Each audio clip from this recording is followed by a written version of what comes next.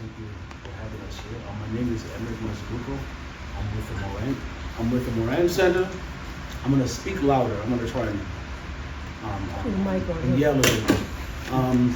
We are here. This is a peace circle.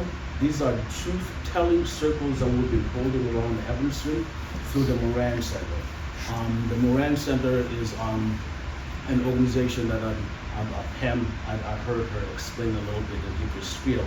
So, you know, I am assuming we're familiar with like the work that we do, but this is the other part of the work, the truth-telling part, which are stories and series that have been happening in the bedrock, you know, in Evanston. You know, as the old world is crumbling, we're trying to build a new one, right? You know, so, you know, the new one, we try to make sure that truth has to be the first thing that we build that one on. So we listen to these stories, and we've been listening to them, and we will see what happens.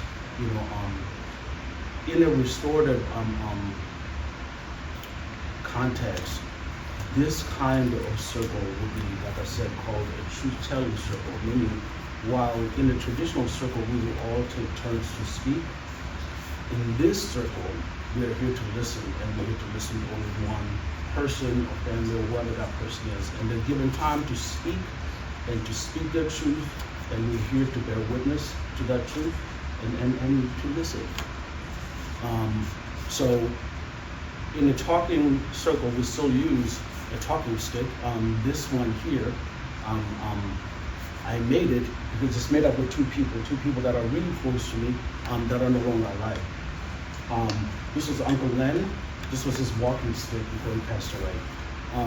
This is Auntie Judy, who taught in the west side of Chicago until she retired, you know, Jewish lady teaching in the middle of the black, you know, part of town. And she retired and she passed away, and she used to have this on her desk all the years that she was teaching.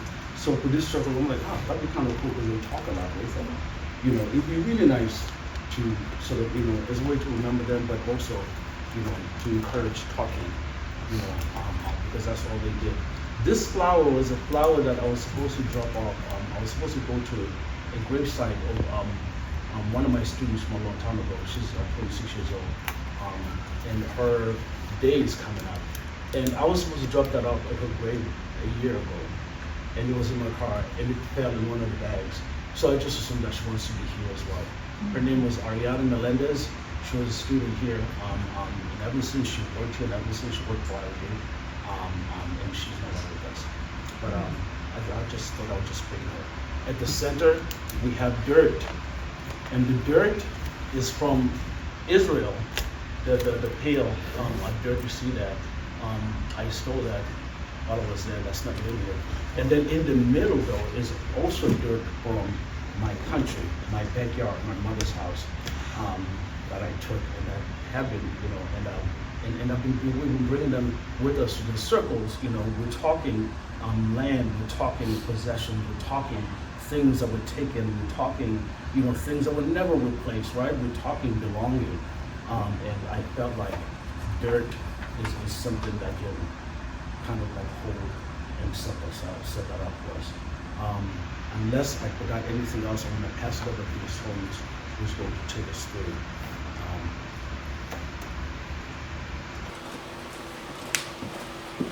Well, it is my pleasure to welcome everyone to the circle. These circles have become really very important to me, and I have been very intentional in terms of who I invite into the circle to hear their stories. Today, it brings pleasure to my heart to welcome the Haliburton family. On a very personal level, they are friends of mine, church members of mine. But on the other level, I felt that it was important in the storytelling to hear from a business perspective, and they own a business here in Evanston, so we're welcoming them today to hear their stories. And I want to get into that, but before I do, I think Pam, do you want to talk a little bit about the grant so that that's in there so that people understand how we got to this circle? Oh, absolutely. Thank you so much. Hi, so I'm Pam, and I work with Emmerich and our community peace builders at the Moran Center, and I am from Evanston. It's a supreme privilege for me to be here on multiple levels. As a white woman who has benefited from everything taken from you. So I feel privileged and humbled to try to repair as if. And it's an honor to have Ms. Holmes allow me to be part of this. And I want to say that. We are working with Shorefront Legacy Center, and Jonathan, who will introduce himself, is the videographer and photographer who's going to document all of these circles. And we received a grant from what's called Healing Illinois, which enables us to compensate the participants because there's a long history, right, of exploiting Black people's labor and suffering and pain for white benefit, right? White people get the money and we get your stories. And so that was not how. So we made sure that the grant in its entirety was to compensate our community members doing this work and the truth tellers. And so we're doing a series, and Ms. Holmes and Ms. Eva and Ms. Janet Alexander Davis, who's a board member of the Moran Center and longstanding co-founder of the Moran Center, for goodness sake, have been inviting elders to tell stories and have been driving this entirely. And we want to continue to push out into the community and have more people share their stories and work together to do that. And then to get these stories out, these truths out, and not only housed forever for students, for children, for grandchildren, right? But also to share around the rest of the community. To whatever extent the truth tellers want. It is all within your control, and that's really important, right? We're not going to steal it twice. Okay? So, is that? It's good. Okay. Thank you. As we have started these circles, I have borrowed, I won't say steal, but I have borrowed things. I love the quilt. So I wanted it every one of my circles, and I love the bow, and I love Emery's story, because I think we invite our ancestors all the time to join us one way or the other. So I'm happy to do that, and I told him, I said, I want to use I have a talking, we all have talking pieces that we use, and I certainly have one, but I like his because not only does it invite people who are important to him into the circle, but I love the way it looks. And also it reminds me to pass it along because I'll start talking and forget to do that. One of the other things that I borrowed is a piece that Janet Alexander sent to me when my mother passed away. And we had used it, she used it at our first circle. And I remember why I loved it so much. And it seems to me that it belongs in a circle because of what it says. So as we open this circle today, I want to share with you bits and pieces. Since people important to you, people unimportant to you, cross your life. They touch it with love and carelessness, and they move on. There are people who leave you, and you feel relieved and wonder why you ever encountered them. There are people who leave you and you breathe a sigh of remorse and wonder why they had to go away and leave such a gaping hole. Children leave parents, friends leave friends, acquaintances move on, people change homes, people grow apart, enemies hate and move on, friends love and move on. You think of many who you have loved into lazy memories. Look on those present and wonder. I believe in God's master plan in lives. He moves people in and out of each other's lives and leaves his mark on the other. You find you are made up of bits and pieces of all who have ever touched your life. You are more because of it, and you would be less if they had not touched you.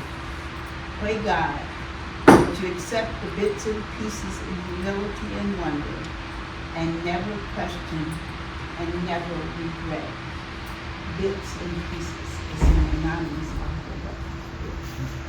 I'll pass it on to Jasmine. Thank you for that, Ms. Holmes. So we are here to create a space for the community, for the Haliburton family to bear witness for truth telling. So around the circle, we have our shared guidelines that I'm just gonna read and go over. So we offer to each other what we receive from each other. We honor the talking piece. We offer radical listening for understanding, not response. We practice radical honesty. We honor confidentiality, and sharing is voluntarily. You may pass if you would like. Grace. Please bring your open heart, your listening ears, your community love, and respect for the Haliburton families. Thank you. So this is an question for everyone. So we're just gonna do a brief check-in. So please share your name. If you already share your name, just re-share your name and your role in the community and what brought you to this circle and how are you feeling at this moment, because we are grateful for your presence. So I'm gonna start since I have the talking piece. My name is Jasmine. My role in the community, I am a community peace builder with the Moran Center, and then I also work as a case manager in different programs with Connection for the Homeless. So, helping out both organizations, giving back to the community. What brought me to this circle? Well, I am here to facilitate, but I'm also happy to be here. Thank you for having me here. And thank you, Ms. Holmes, for bringing everyone into this circle. And feeling at this moment, I think I feel good. I mean, temperature's rising, it's getting nice outside, so, fun times with the children. So I'm gonna pass the talking piece. Good morning, my name is Sharia Lois Wedlow. I am here this morning to support my good friends, the Haliburtons, and to be in company with each and every one of you. I feel great this morning, absolutely excellent. God woke me up this morning, breathed life into me so that I could be here. I thank you for accepting me and allowing me to be in this circle. Thank you so much. Was there something else I was supposed to say? Thank you for that. I'm Dolores, and I am one of the peace builders with the Moran Center. And what brought me to the circle is the whole concept of being able to share our history, that generations after here will be able to see what happened here in our community. And today I'm feeling fantastic. That's really cool. I'm Tay Shoemaker. I'm a peace builder at the Moran Center. What brought me here today, I can hardly hear you. I was invited by Emmerich today. So I am just bringing my open heart and ears today. How you feel? I'm feeling okay today. Okay is okay. I'm Pam. I'm part of the Restorative Justice team at the Moran Center. It's a huge privilege. So that brings me here, but also I'm a member of the Evanston community and a product of our public schools and of everything real, imagined, hidden, and true in our community. And so it's really powerful and important for me to be here because, I am thrilled to be around so many people feeling excellent. I'm struggling in the same way that Emmerich's mom is with us, channeled through the Honorable Holmes. My mother, who has just entered hospice, is with me, and her stories and her truth telling, and I'm not ready to have her be stories yet.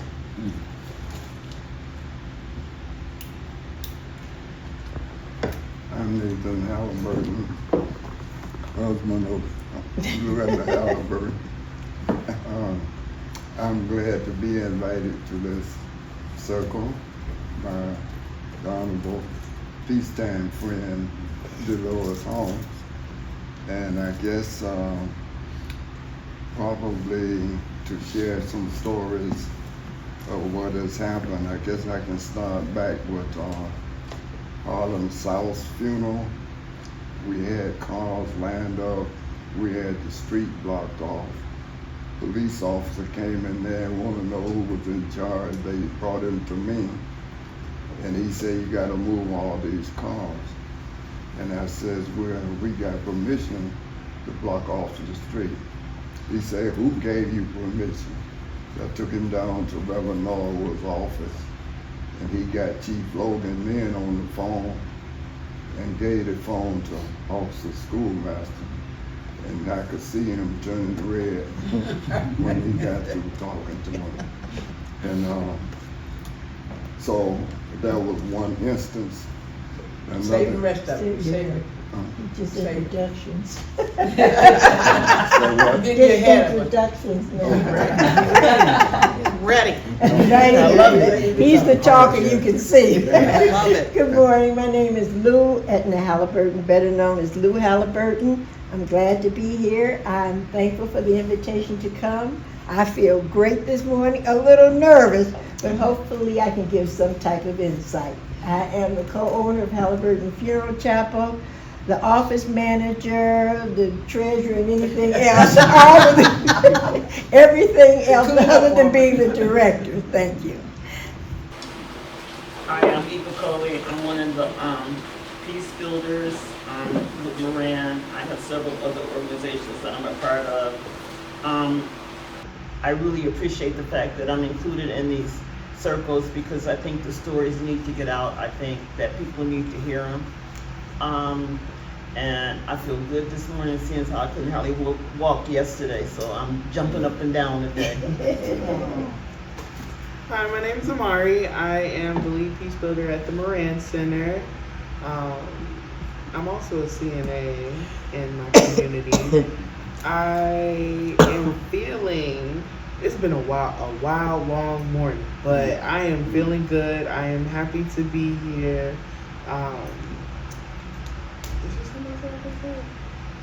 No, I think that's it. Okay. Name is Emmerich Mazubuko. With the Moran Center, Restorative Justice coordinator there. I work with Pamela.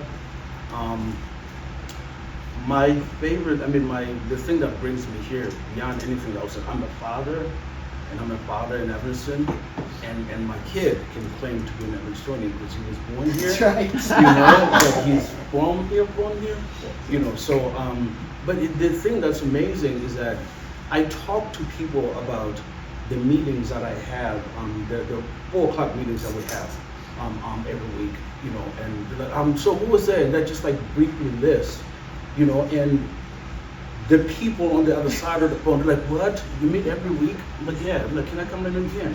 It's like people don't understand, how I'm able to do that, because they understand just like what it is that I've tethered myself into. I've caught all of you guys while you're like tired now. You can't run anymore. You can't, like we caught you and now you can tell us everything you know, and we could sit here and just like listen to it. And I don't understand like what is so hard about understanding the importance of that, or just like coming and listen to our elders who have lived so many different lives in this town. Maybe that's going to make us understand and experience this town differently. You know, I don't know. You know, so I feel like there's something lost when we who are parenting kids, you know, and raising kids are not in close communication with and in communion with you guys and then with the younger folk here. Amari took care of me today, just by just a couple things. She can say anything. She just called me on the phone. Are you almost here? I'll meet you in the parking lot. And she just the way that she is, you know, to have that, you know, is amazing thing, Amari. So I feel, you know, I feel taken care of. I feel small because I feel really vulnerable, you know, but I feel really taken care of. I really love the circles in every way, but I love the relationships and the thing. I can't wait what comes out of it. But the relationships and the story part of it is, it's just my favorite. Thank you all for sharing. I'm pass it back to Ms. Holmes. All right, now we get started on the story. So let's begin at the beginning. This is going to be like a 3 or 4 part question, Lou and Nathan. We want to know when and where you were born. Tell us a little bit about your family, where your family came from, and how you got to Evanston. Do you have siblings? Did you grow up in a 1 or 2 parent household? And then tell us about some fond memories that you have from your childhood. So we'll just start in childhood, talking about where you were.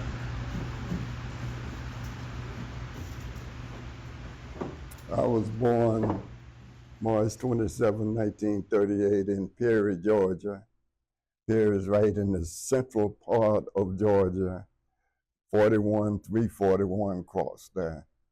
I grew up with the parents who were both married, but then they got divorced, so I was reared by my grandparents. I went to school, a segregated school. We had segregation all over. One of my fond memories was working with the Boy Scouts, being on a counselor for the summer camp, waterfront director, and things like that. My works in my grandfather's funeral home. I had an apprentice license at the age of 16. And after I finished high school, I went in the Air Force for 4 years. And then I got out of the Air Force, went back to Georgia, came to Streator, Illinois, to a DuLand school, and I left there and stopped in Chicago. And after I finished Marquette Science School, I moved to Evanston and did an apprenticeship up here. And then I've been here since 1975 on the Haliburton Funeral Chapel. So this is how I got here.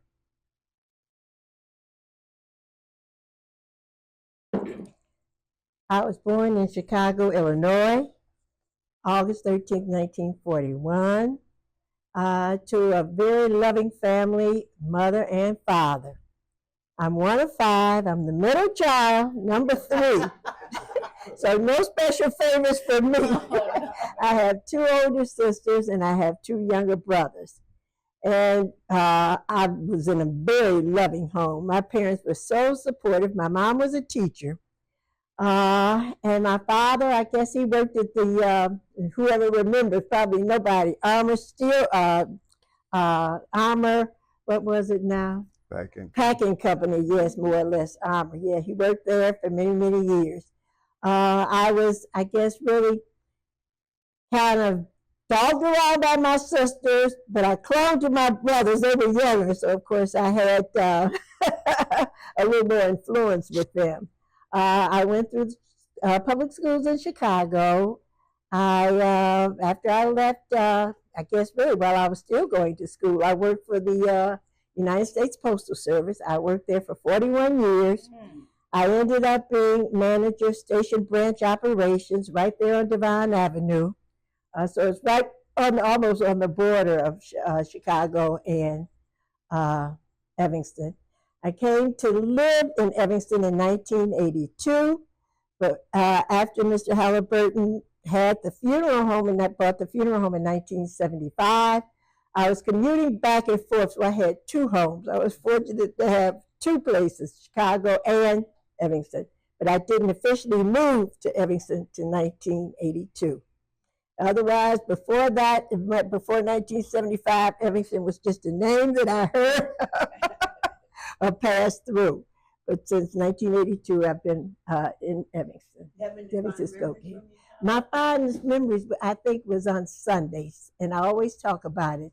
When we would come home from church, we would all sit down. My sisters and I would prepare a big breakfast. My sister's children would be there, my children would be there, because we all have a family church, Progressive Baptist Church, right there on the expressway at 38th and Wentworth. And we would all fix breakfast, and then after we would have breakfast, and during breakfast, we would sit down and my mother would school us about, what did you learn in Sunday school today? What was the lesson about? What was the last thing you read in the Bible? And of course, my fondest memory is every time we ate a meal, we had to stop and thank God for the preparation, for providing the meal. Okay. All right. Go to Jack. She'll have her time. Not today. So I know you guys kind of elaborated on this a little more, but if you could go just more into detail of when and why did your family move to Evanston? So why Evanston out of all places? Why did you come to Evanston? I know you came from Georgia, you said you bought a funeral home, but like why Evanston? And how did you and your family get to Evanston?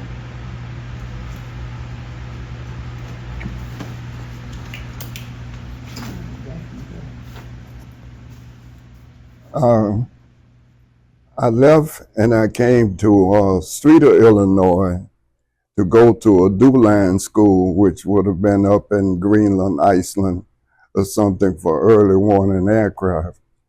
They lied to us at the school. They said we would be with 50 people, gym and all that. And just before graduation, they said, no, you'll be on the eyesight. It wouldn't be but 3 people. You had to stay with 3 people for 6 months. So a group of us left, and I stopped in Chicago because it was a big city, and I figured I was qualified to do a lot of things. That was during the electronic age when you had Motorola, Zenith, one of all of those. And so I stopped in Chicago. But after so many jobs were laying off, I decided that even though I was working for the Navy, I went to Mortuary Science School. And when I finished Mortuary Science School, I left the working force and came into Mortuary Science. And I got to Evanston because in Chicago, there was so much going on in my field. And a man told me about they needed some help in Evanston. And that's why I came to Evanston and worked for a year. Then I left and went back. I was on the road salesperson. And then after that, the funeral home became available and I ended up buying it. So that's how I got back to Evanston, because I bought, it was the Rainers, then now it's Haliburton Funeral Chapel. But that's how I got here.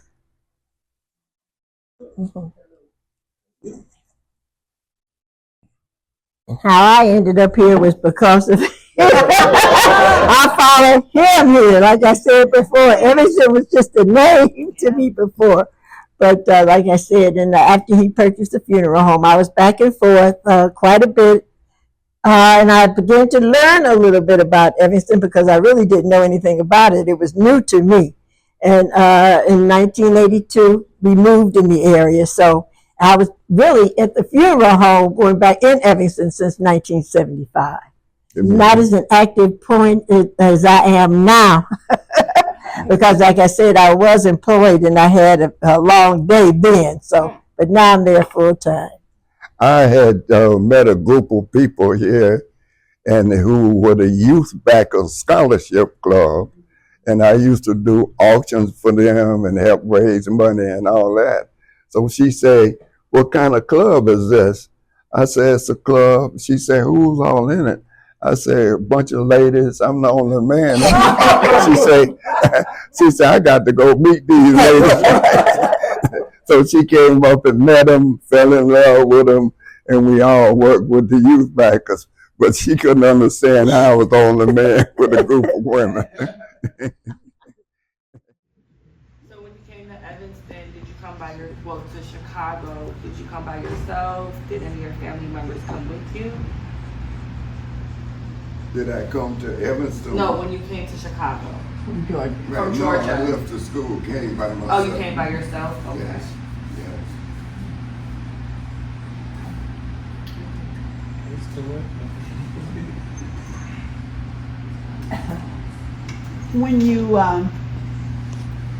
When you came to Evanston, mainly First Nathan, did you face any discrimination or racism? And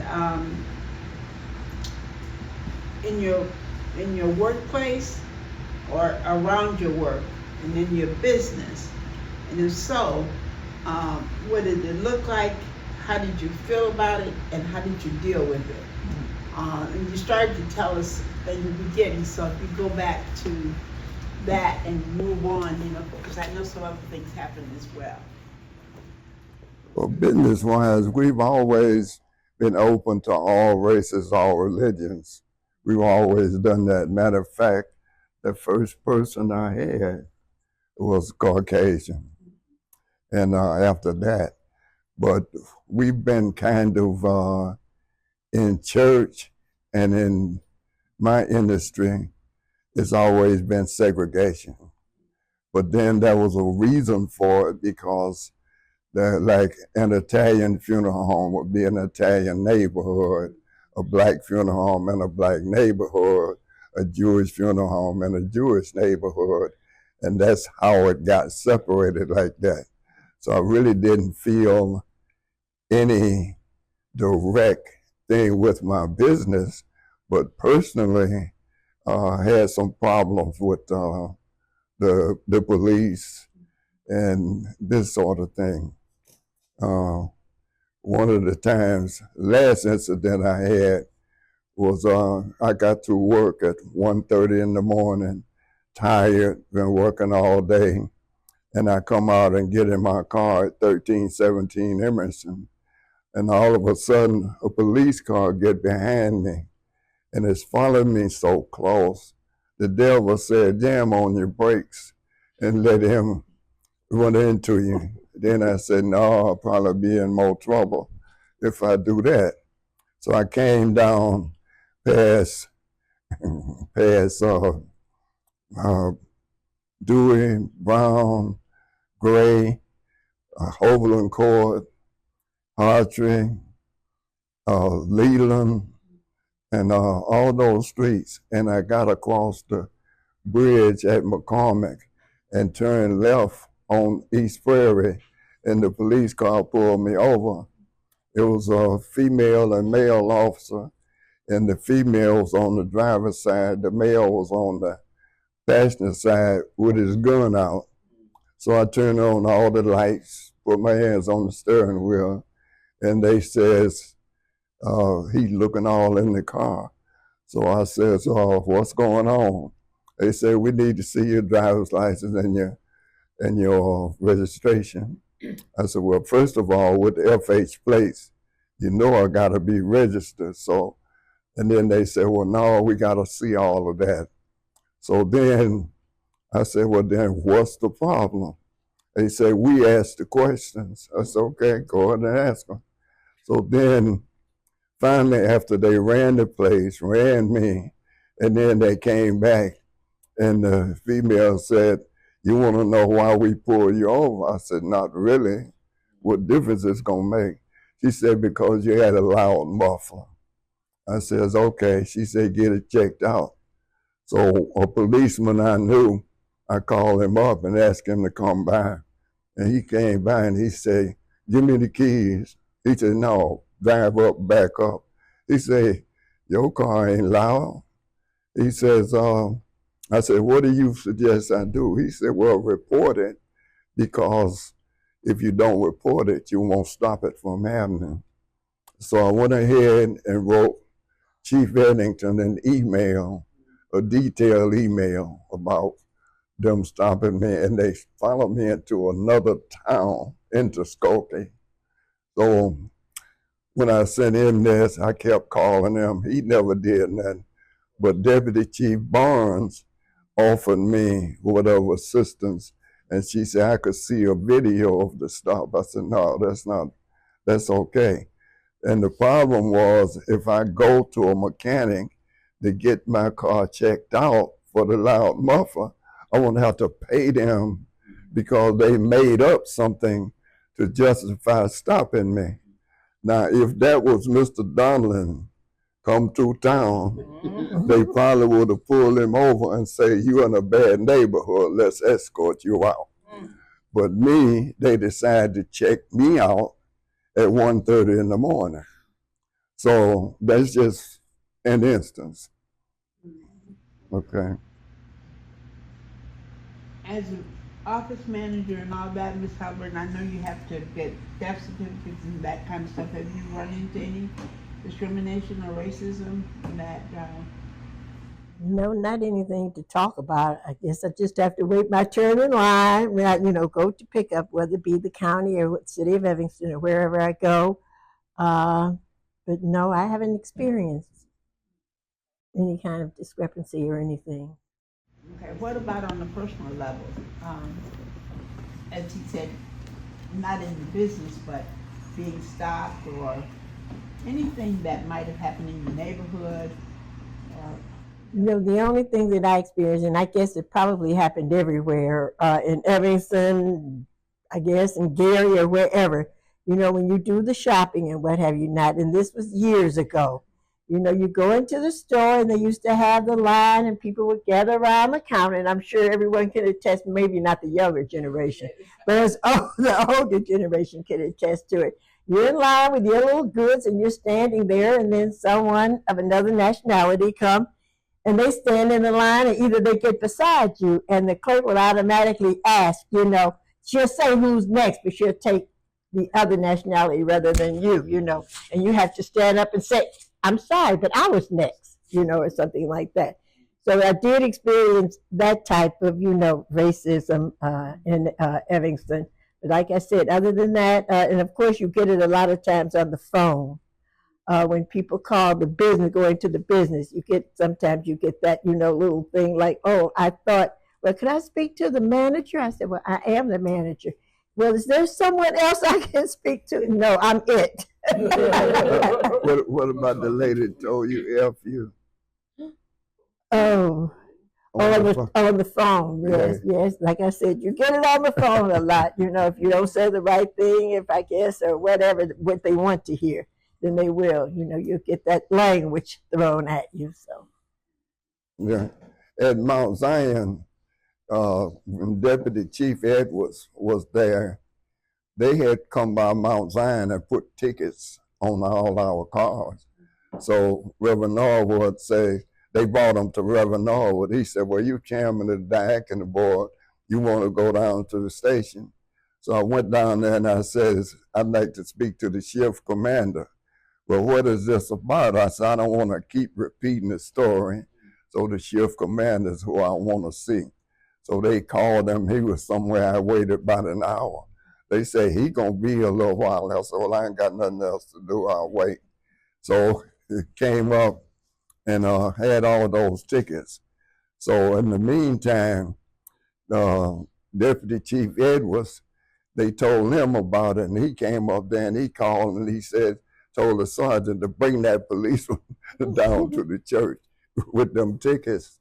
And so we ended up, and when I went to see the shift commander, he says, well, I teach a course on diversity. So what makes you think that with that segregation? I say, when you are called to a scene. I said, you do an investigation, don't you? Oh, yes. I said, then I did an investigation. I went over the First Church, I went over the Presbyterian, and the cars are parked the same way. But guess what? There's no tickets on none of them. I said, I want to know why that is. So he says, what? I said, no, you go over there now. You'll see where it says no parking here at the corner. There's a relaxed rule in Evanston that they don't bother people at church. They figure if you're at church, you're doing something positive, so they ignore that. That's an unwritten law. But then again, he came over to Mount Zion and wanted to give us tickets and nobody else. So that's another incident. Keep running up, keep running back, it's one jazz. Thank you. So just another follow-up question on your business. So in starting your business, did you experience any issues? If so, is there any more experience you would just like to share with the circle? Why did you decide on the business you started? I kind of know you explained about it a little more, so you could just go more into detail. And did you face any problems getting your business going? Well,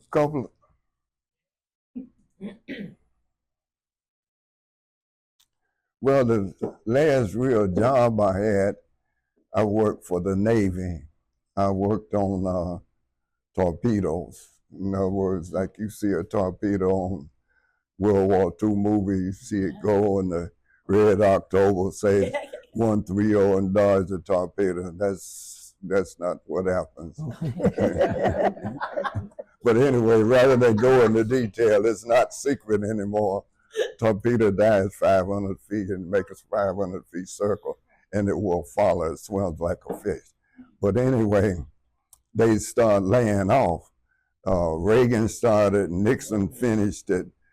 Nixon started, Reagan finished it, and they started laying off. So they closed Naval on the station in Forest Park. So I say, rather than keep getting caught up into this thing, and I was in mortuary science school. At the time I worked afternoon shift in mortuary science school during the day. And so when I finished mortuary science school, I decided to go back into this field rather than being an electronic technician.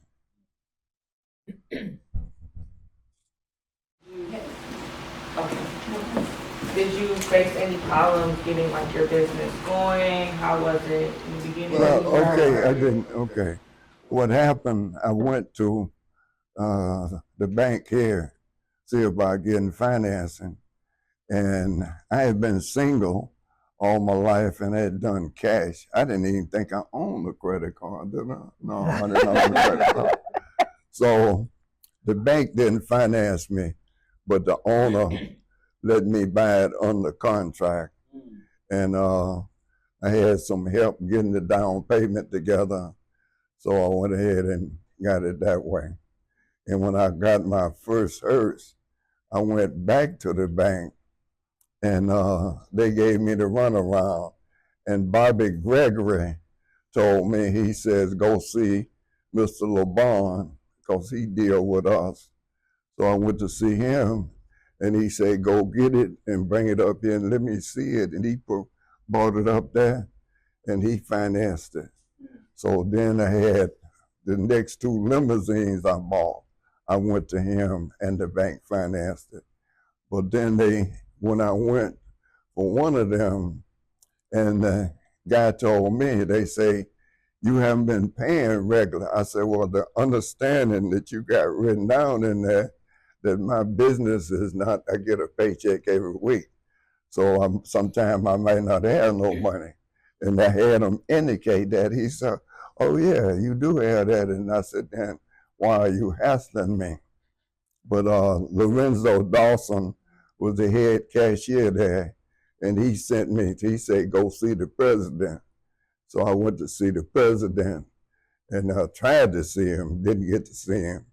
And then they came up with Donaldson, and they put out in the community that he was president of the bank, and he had a desk right down there on the first floor. I said, that can't be. president is upstairs and all that sort of thing. So they were playing games on there when it was at 800 Davis Street. It was First National Bank and National Bank of Chicago and First Bank Evanston, and a lot of names.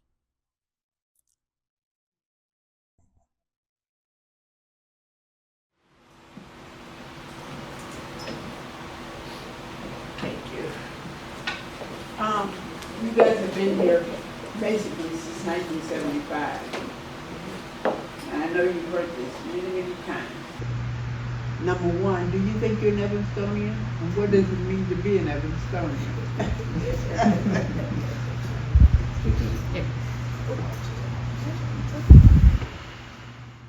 It's odd because I'm sitting in my office one day and a young man, bless his heart, is going on to glory. He said, "You're not going to make it here." I said, "What do you mean?" He said, "You're not an Evanstonian."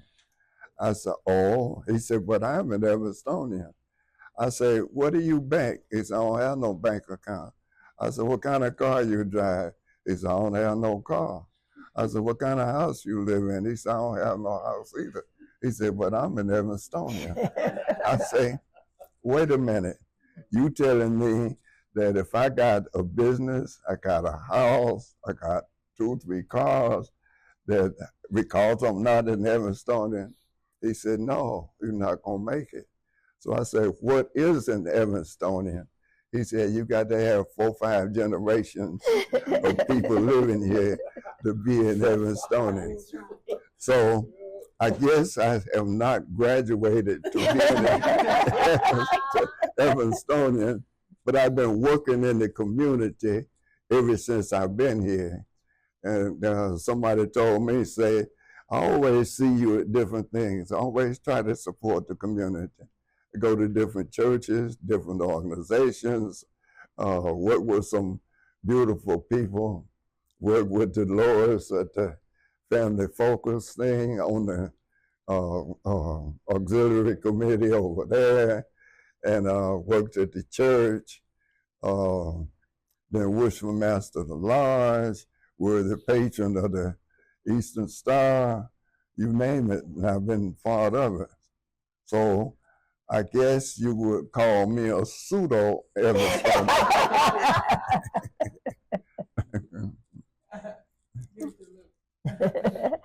I guess I fall in that category too. Since I wasn't born in Evanston, I was born in Chicago, close enough, though I'm the neighboring city, right? But I feel like I give and I get. I give to Evanston, Evanston gives back to me. So I just feel like, I'm a part of it, whether I'm considered an Evanstorian or not. I live here, I support, so that's it. Can you talk a little bit about some of those organizations that I know you all work with? Like Okay, well, starting out, like he mentioned before, when I first came here, I was inducted into the Youth Backers, and I got to be the treasurer of the Youth Backers. So I was there until we dissolved, and then I'm a member of Delta Sigma Theta. I'm a member of Mount Zion Missionary Baptist Church, where I served as a treasurer there for 25 years. I'm a member of the Foster Senior Club. What else? Oh, a member of the Pride of the North, Eastern Star, Evanston Own It organization. Choir member. Yeah, choir member. But that's all part of Mount Zion, and that's all I can think of. That's a lot. quite busy. Right. Well, you guys can keep it, because there's just one more. Okay. What has been left unsaid? Is there anything you would like to add? Like the circle? No, I've enjoyed being here. When I came, I was so apprehensive. I said, right. It was painless. It is painless, but I've enjoyed it. I've enjoyed listening to everyone, listening about you all and some of your beginnings and where you came from and what you're doing now, too. So whatever it is, as long as being active, we can go forward, keep Evanston going forward. I'm in. The talk. I think we really got to get a hold on the youth. Yes, Looking at yes. all this stuff, and thankfully, it's not happening as bad here as it is in Chicago. And for a while there, we were killing up each other in Evanston, but now, thank God that we haven't had any of those lately. So I think all the organizations are doing a good job in trying to get to these youngsters. And I think we need to start getting to them when they're 4 years old. Because when they got 11-year-olds carjacking and this sort of stuff. So 11 is a little late to get to them. So we need to focus on helping somebody get with these young people. Right. And try to turn them around. Anything else? Anything you want to share with us that we didn't ask? Anything that you'd like to have as a part of your legacy? As a part of your story that we did not ask? You know, I told her, I feel bad sometimes because I haven't had anybody come up to me and say, I want to be like you. And that bothers me, simply because I don't think I've been such a bad person. She might think differently, but you know how you say, somebody say, I want to be like Mike, but nobody has come to me and say, I want to be like you. And that bothers me because all this time looked like one individual would have come up and said, I want to be just like you. And I've offered and did tutoring and all that sort of stuff. Right? So that makes me feel bad. This way.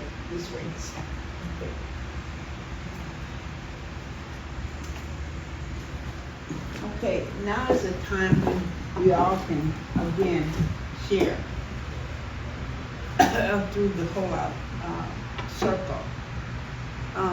We want to know what are you taking away from today's experience? We've all done circles before, but from this day, what are you taking away? And what has this particular circle taught you? And why are these circles important to our community? And I'll start with Ms. Wedlow. Of course. Listen to my right. I have enjoyed this circle. I've known the Haliburton for a long time, and I've enjoyed some stories outside of this circle. And as far as somebody wanting to be like you, I think there are many people that want, many young people that want to be like you, they just don't know how to express it or how to come to you with it. Because you are, in my eyesight, a man of an upstanding man who has an outstanding personality and business. And it's a business that's going to thrive because it's always going to thrive because it's very needed. And my sister here, I'm in a few organizations with her, so I enjoy hearing her story from another perspective as well. I love being in this circle because it does give me an inspiration to keep on moving, keep on get going on. I'm not in as many organizations as some of you are, but the ones that I'm in, I do enjoy being in them. I think this is important. The Moran Center, the community builders, in that it does tell the story or brings out the story that one may have that normally would not get told. And I'm also happy to have been a part of the Truth Builders myself. What else am I supposed to say? Are you taking away anything today? Did the circle teach you anything? The circle always teaches me things. I may not be able to express it in words, but I am, again, happy to be here. It has brought back memories of some of the prejudices and things that I also have experienced, because I think some of us of a certain age have experienced some of the same prejudices. But at the same time, I think some of these young people experience that, maybe not what we experience, but they have experienced prejudice as well. And that's it for me. Thank you for inviting me and for having me. I'm sorry? I'm gonna close out the circle. Oh, okay. All right. Okay. The Tay's gonna pass. You're allowed to pass. Yeah, of course. Absolutely. Tay.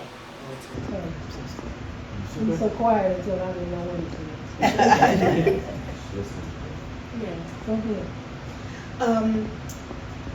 I think I'm taking away again just how important it is to listen and get to know people. I mean, you've been blessing this community for so long, and I knew of you. I did not know you, and to hear your experiences is really powerful. And I had so much to be grateful for, and I didn't even know it. And then I'm taking away and always struck by when you said, I'll go to him, he deals with us, right? So like the ways in which that Black people in our community had, the path had to be, it always had to be some this way and that way, whereas, right, like everybody handles white people, you don't need to, you could go here, here, here, like in the line, right? Like in the line, and I just, and the burden of that, and so withstanding that with such grace and giving so much to us, both of you, it's just a reminder to highlight and to really share out. I mean, there's so many gifts here that we don't even know, and the circle is always transformative and the power of really listening. And I keep thinking about who else needs to hear this. And I keep thinking it's white people's problem, right? We started it, we created it, we get everything from it. Like, how do I make us hear and understand and repair? But that's not your burden. That's ours. And I want to lift that from you.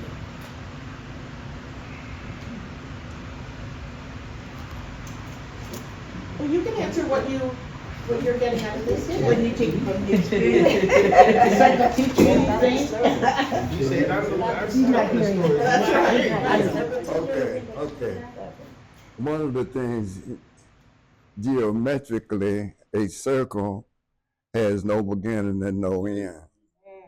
So it is all inclusive, and whatever's in it, it has several parts to it, a circumference, a radius, a diameter, and all that. So all this part of this circle, each one of us can be a part of it, whether we want to be a radius, a diameter, or arc, or whatever we want to be. So it's important that we keep circles going, because circles represent so many things from the wheel on up. So I'm proud to be part of this. And of course, if I can be, I think I'll pick being a radius, and hopefully I can add something, if no more than a little bit. Diameter might be a little bit too much, but I'll probably just be the radius right along with the arc. Thank you. What I've enjoyed with the circle is sharing, and I believe you learn a lot by sharing. Sometimes you have inner thoughts, but you don't get an opportunity to put them out. And I think when you're in a circle like this, it brings out the best of you. You hear somebody else and you say, oh, I remember I had a similar incident, or this happened to me, or something similar, So by sharing, we learn. So I think it was a learning process also. And I'm a part of it. I'm so glad Ms. Holmes invited me to be a part of it.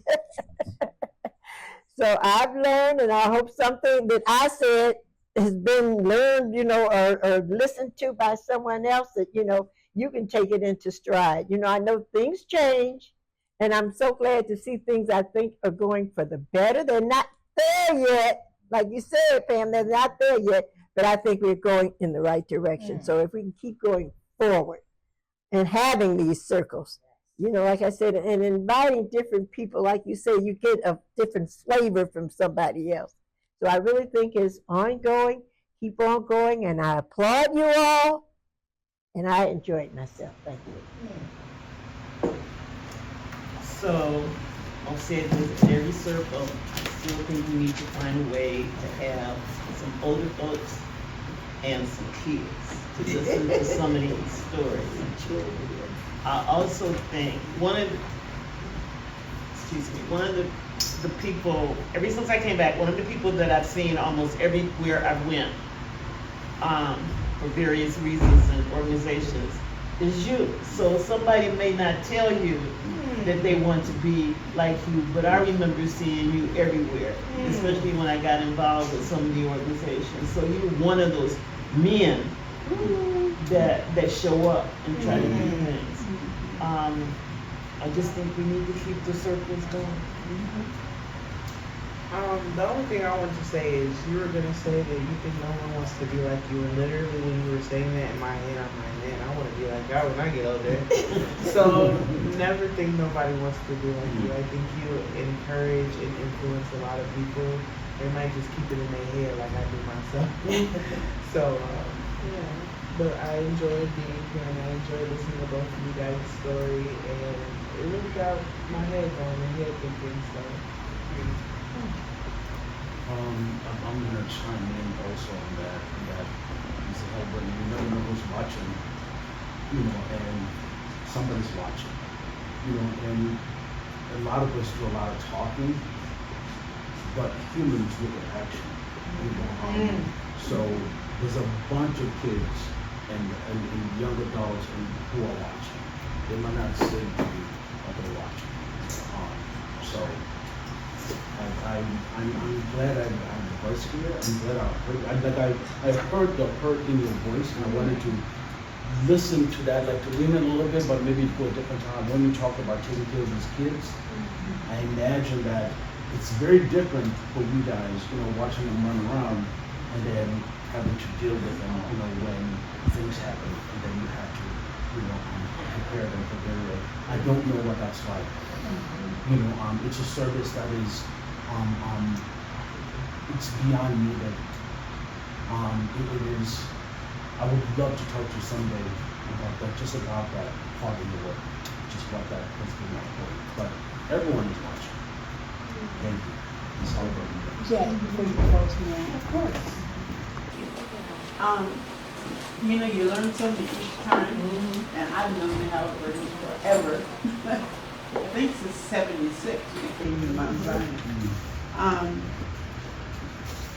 But today, when you mentioned Mr. Haliburton about going to the bank to get a loan for your business, and it just brought back memories of us, me and my husband, when we got ready to buy our house.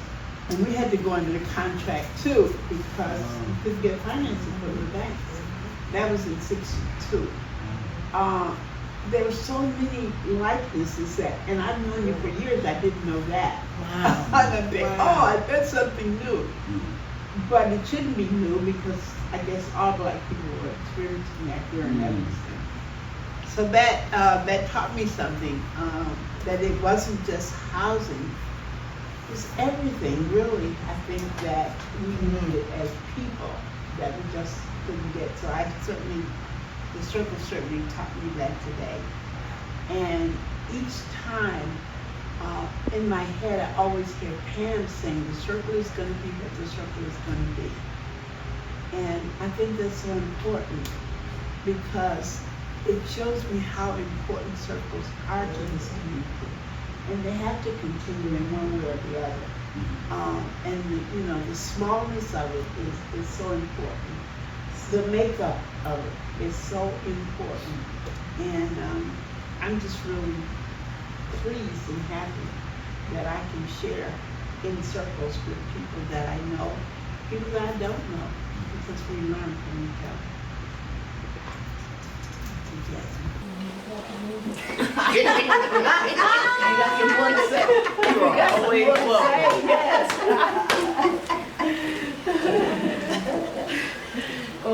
you for being here with us, and thank you for sharing. I definitely feel like being a part of these circles and hearing you guys tell your truth, to hear about the past and everything, it felt like I don't know Evanston, because I'm not from Evanston. I'm from Chicago too. And I came to Evanston in 7th grade, but I just thought it was just Evanston, a small town, something I'm just not used to. But you can literally walk Evanston.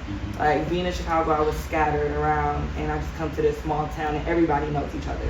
But I just felt like I just don't know Evanston. I feel like I'm still learning.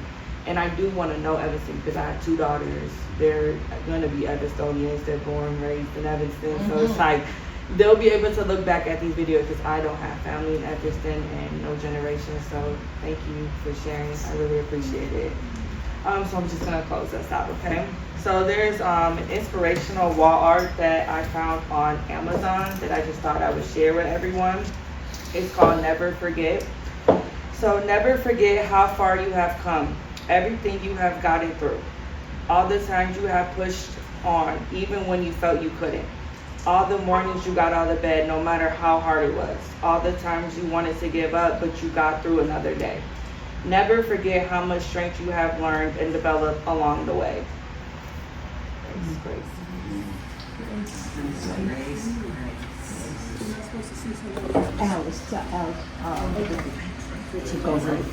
Lunch. Yeah. She brought him in already. Oh, she brought I think he wants to say something. They're right there. One more thing. okay. One more thing. Okay, I didn't know if anybody here knew Fuzzy Washington. Oh, yeah, I know. And he told me, he said that he went to First Bank to get a loan on his house, to buy a house. They turned him down.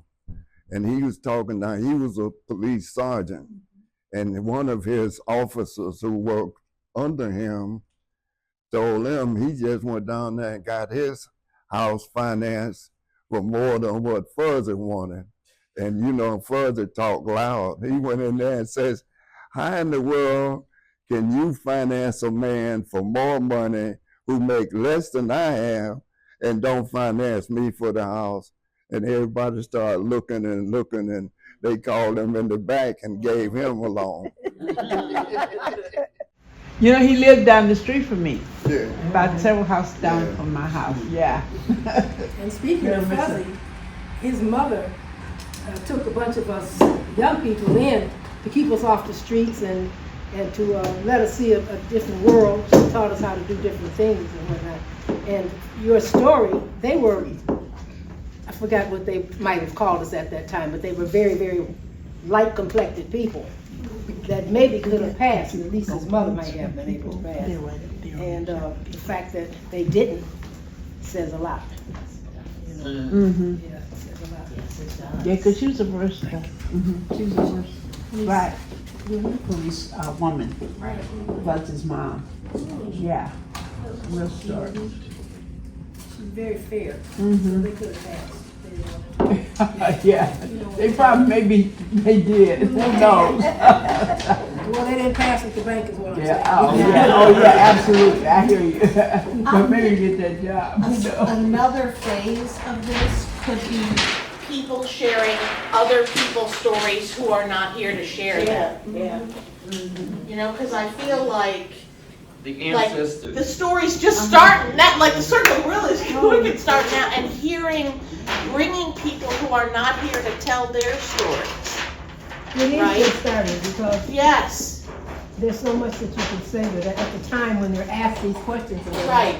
I'm not spontaneous like these. Well, that's why it should be a process. That's why we should have second and because I didn't think of this, and Yeah. you know, we could have more informal where it's, I mean, I just can see a lot of different ways that This could happen. you could tell other stories intermingled with yours. Yes, okay. And Jonathan, give me that camera and you can tell us something. They gonna get you in this circle.